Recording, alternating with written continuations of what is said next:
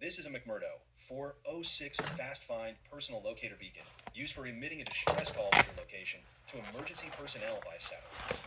They're frequently used in small airplanes, sailboats, or by backwoods outdoor enthusiasts. There are newer similar devices that have advantages, but these units have some distinct advantages.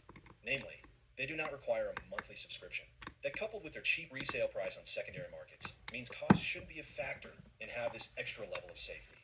However, there is a gotcha. The batteries for these devices is rated for 5 or 10 years and aren't commonly accessible battery types. Instead, the company would prefer to have you return the product to them for battery replacement and testing. Even without the service, the battery module alone, if you can find one, may cost more than $200.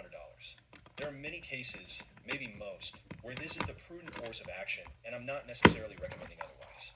However, for my use case, this device is a secondary safety device.